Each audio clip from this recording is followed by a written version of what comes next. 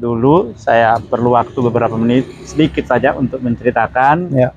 Pak Anies suatu waktu bercerita kepada saya, Bang, saya bertemu dengan seorang ulama yang menyampaikan ke saya, Pak Anies, jangan khawatir, orang yang selalu mau mengganggu Anda, orang yang selalu mau menjahati Anda, bahkan yang mau mentersangkakan Anda, nanti pada akhirnya senjata makan tuan.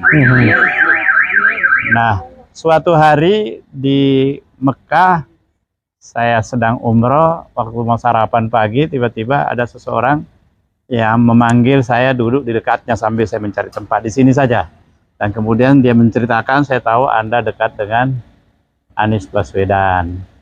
Saya tanggal 7 September saya menyampaikan ke dia, waktu dia mau dipanggil oleh KPK pada tanggal 9, saya bilang jangan khawatir, orang yang mau menjahati Anda, mentersangkakan Anda, nanti pada akhirnya senjata makan tuan. Amin. Saya kaget dan saya menyampaikan ke beliau, lah saya udah disampaikan oleh Pak Anies, tapi baru saya tahu sekarang kalau Pak Kiai rupanya, karena dia tidak menyebutkan ke saya siapa. Namanya.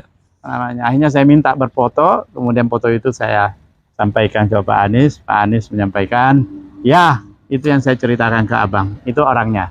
Saya sengaja tidak menyebut, karena kalau ada orang yang menyampaikan sesuatu ke saya tidak mau menyebut namanya, kecuali karena dia sendiri yang menyebut namanya, ya silakan. Tapi ini saya ingin sampaikan, karena apa yang terjadi saat ini lagi, setelah Presiden mengatakan bahwa dia akan ikut kampanye, karena Presiden boleh berkampanye, PNS boleh berkampanye, pejabat boleh berkampanye, boleh memihak.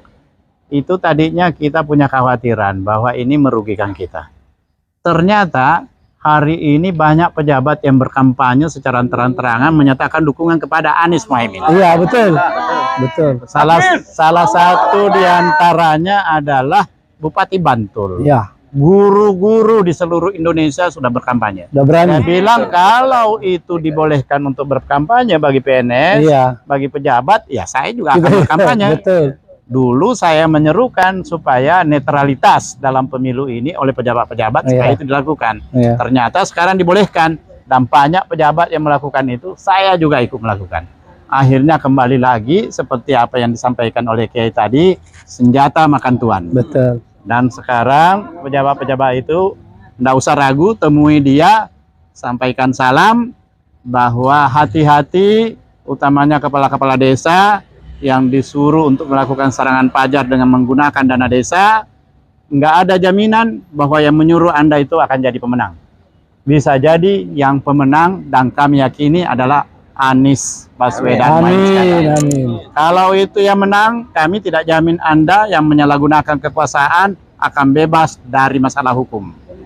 Bisa jadi akan menjadi tersangka dan akan menjadi pesakitan, kasihan diri dan keluarga-keluarga Anda. Ya. Karena itu mulai sekarang terbukalah untuk memberikan dukungan kepada yang terbaik. Amin. Saya kira itu yang saya sampaikan kepada kawan-kawan semuanya. Saya melihat